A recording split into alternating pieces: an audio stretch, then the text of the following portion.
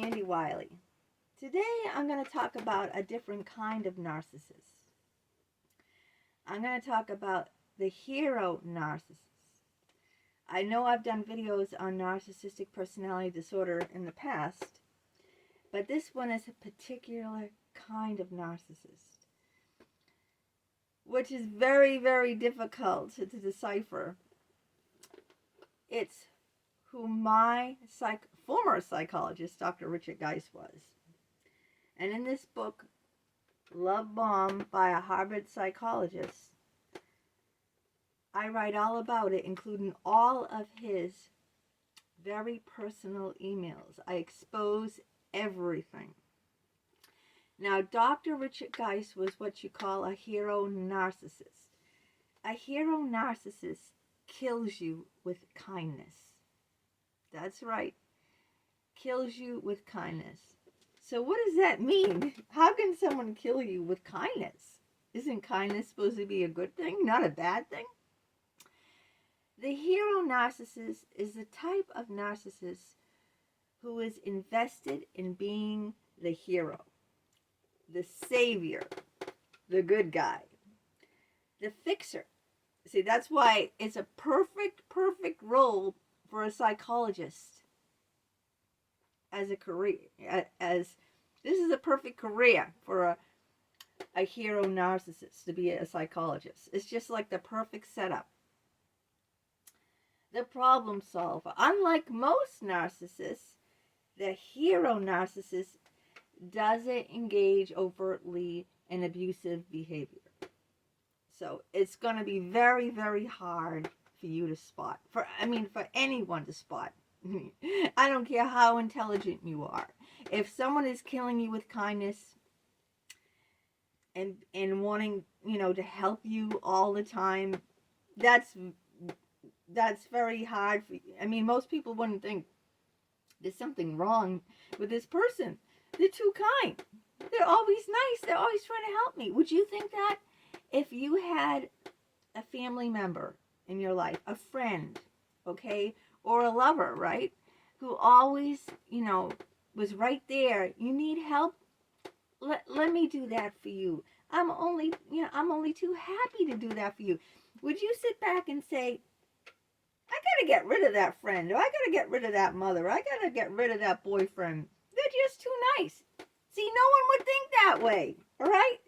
No one would think that. That's why I coined the term killing you with kindness. They appear so concerned and so compassionate. This is Richard Geist. Upside down. This is Richard Geist to a T. He can be so concerned, so compassionate and helpful. You wouldn't think you want to get rid of a person who always was there for you, who always helped you, would you? You wouldn't say, oh, that person's too nice. I don't want to be their friend, or I don't want that for a boyfriend. He's just too kind. This is how they get you. They are often extremely manipulative and use guilt, fear, and something we can call kindness bullying. Now, what is kindness bullying? We've all heard of bullying, but kindness bullying? That would be using statements that sound compassionate or considerate. Like an example, let me help you. I love you. Let me do that for you. Now, you see, no one would recognize that. It would be very, very hard for someone to recognize someone saying that. Oh, let me do that for you. Like a parent. Parents are also hero narcissists. The helicopter parent that doesn't let their child do anything. Oh, honey, I'll take care of that. Don't you worry. And they seem like, oh my God, like the best parents in the world, right? Like, what is wrong with that child? Why? She's got like the best mother in the world. Mother's doing everything, but then the child becomes dependent. See, they foster a codependency. This is what Richard Geist did to me. He fostered a codependency where I couldn't live without him. Because these people do everything. Oh, honey, let me do your laundry, even though the child is like 20 or 25 living at home. I'll do your laundry. Oh, you need money here. Don't worry about it. I'll pay that bill, honey. You don't have to take care of it. They do everything. So then the person can't go out in the real world and they have no life skills. They can't cook. They can't even do their own laundry. They can't pay their bills. And they think like the parent is like, oh my God, like my mom is like the best thing. She really loves me. Oh honey, I love you so much. I want to do so much for you. Let me take care of that. Let me clean your room, even if the person is 22. The person's 30 and still living at home. And mommy's still doing laundry. Mommy's still cleaning his room. Mommy's still paying his bills. You know, he can't live without mommy. Because mommy is killing him with kindness. You see, are you getting the picture now? These people are so insidious. You don't even know what's hitting you. You don't even know when you're in the middle of it. You're too far in the forest to see the green on these type of narcissists, because they don't come across like your usual narcissist. In fact, I thought Dr. Geist was the most selfless person in the world. Now, he'd be the last person, when I was his patient, that I would call a narcissist. I'd say, are you kidding? He's the most selfless person in this world. He gives me free therapy. He has me call him in the middle of the night and wake him up and his wife. He's available 24/7, 24 hours a day, 7 days a week, including nights, including weekends, including his vacation. Doesn't matter. He's always there. And you think like, wow, like I struck gold. Like this guy is unreal. You ever have a girlfriend tell you that? Say like, oh my God, you won't believe the guy I met. Like, he is the bomb. Like, he is incredible. Like, I get flowers every day. I get text messages saying how he appreciates me and how beautiful and how smart I am. And I get gifts. That's called love bombing right there. Love bombing. I mean, they just shower you with attention, and they want to do everything for you, even if you don't want them to. I never really learned how to drive. This is something you guys might not know. First of all, the car we have is in my husband's name. Second of all, I only drive locally. I don't do all the big trips. My husband does the majority of the driving. Sure, I drive locally. I might drive, to the thrift shop or, to a store or, something like that. But but my husband does all the driving. That's because when I grew up, I had, a hero narcissistic parent who said, oh, don't drive. It's too dangerous out there. Daddy will take you here. This is my father said, you don't want to drive. They're crazy people out there. I'll drive for you. I'll take you here. I'll take you there. And it seems so nice, like Daddy's taking me everywhere. Like Daddy is my personal limousine service. So I thought, wow, but then I never grew up learning to drive. I didn't, You know how I got my driver's license? My father talked to my cousin who knew someone who worked at that driver's, I don't know, the driving agency wherever they gave you the test, was best friends with my cousin. And my father talked to my cousin and said, can you kind of pass her? So I really didn't. I mean, I took the driving test, but they made it so easy, like an 8-year-old could pass it. They took me on dirt roads where there was no cars, no sidewalks. I mean, probably an 8-year-old could have passed the driving test. That's how easy it was. That's how I got my license. And I still don't know how to back up. But you see, that kind of help ruined my life. I never learned how to properly drive a car, you know. So now I get in a lot of accidents. I mean, I have gotten in accidents because I don't know how to deal with certain situations because, I never learned it. This is how I turned into an alcoholic by Dr. Richard Geis. This is what he does to his patients. This is what the hero narcissist does.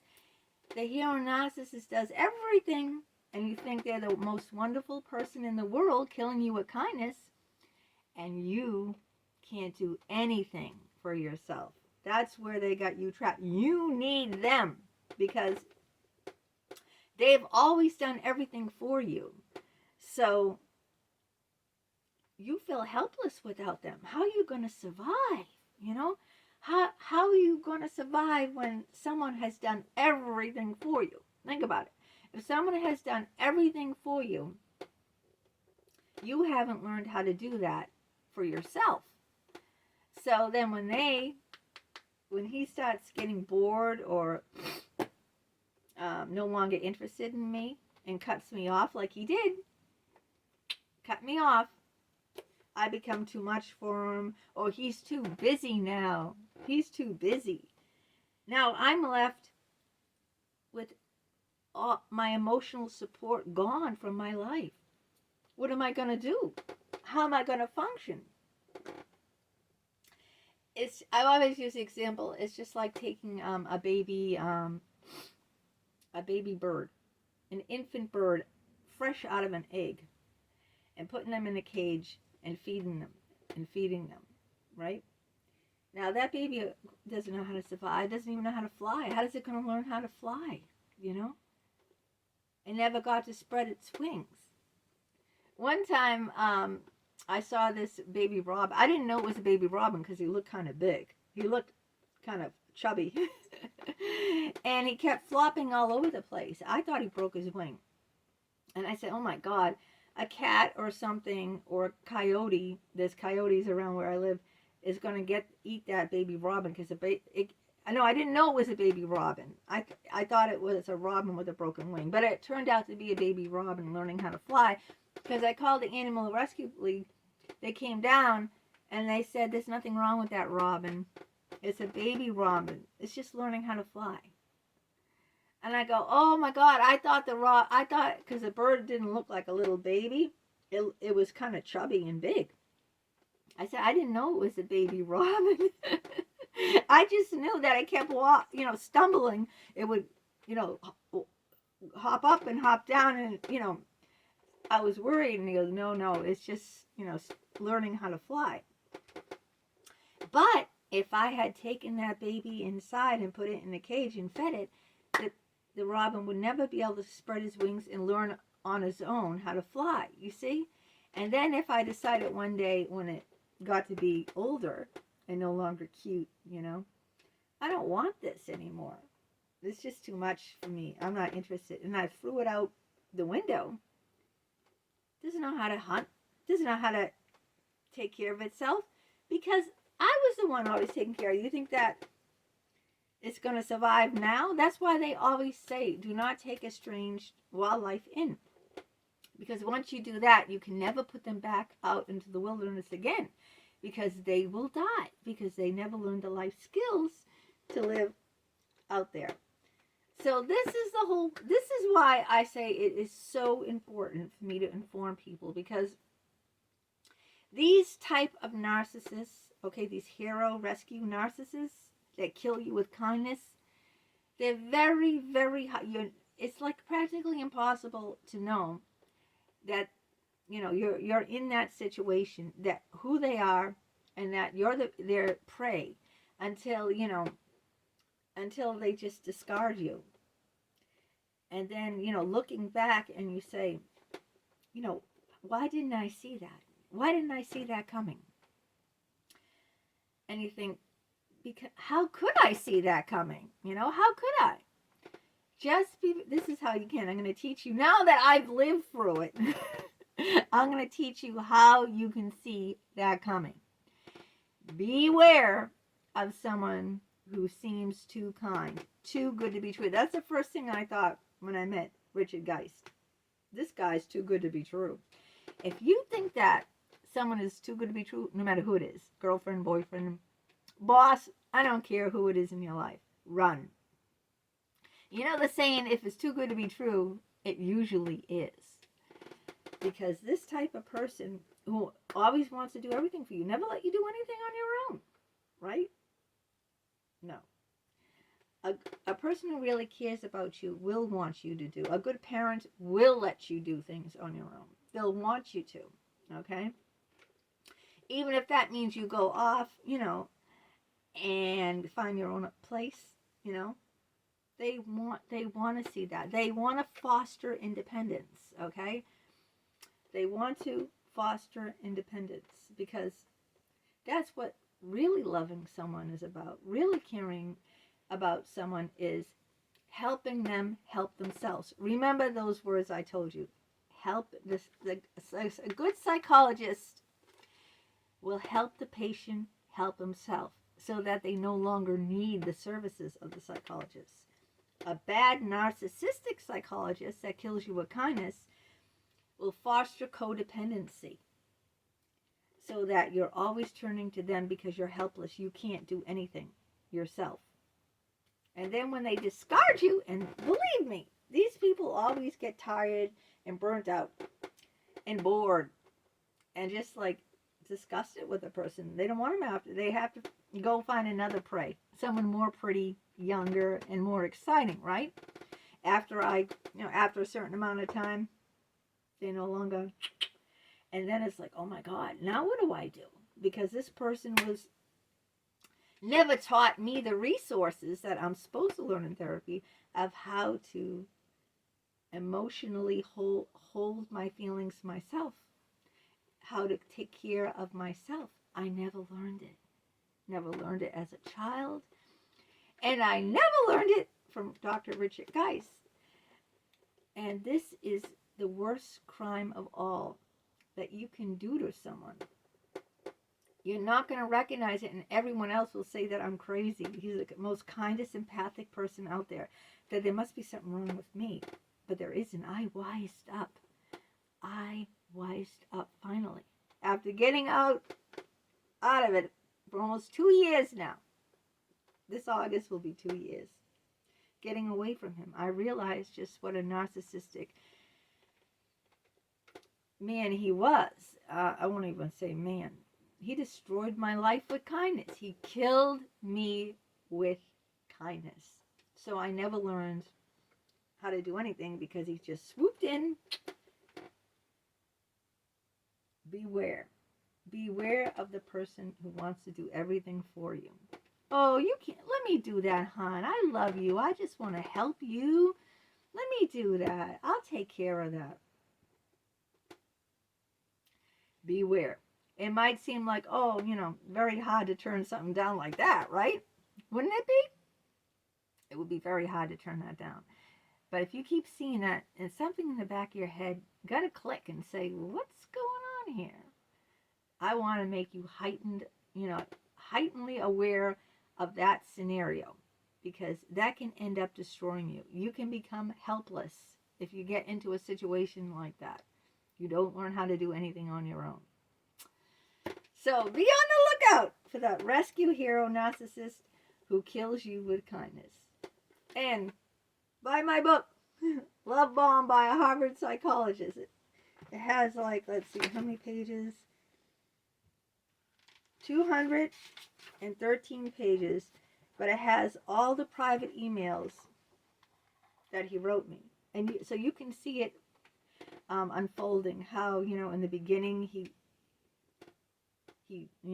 love bombed me, and then later on he withdrew. It's all here. I wrote it. I wrote it for you guys to read it. So, take care.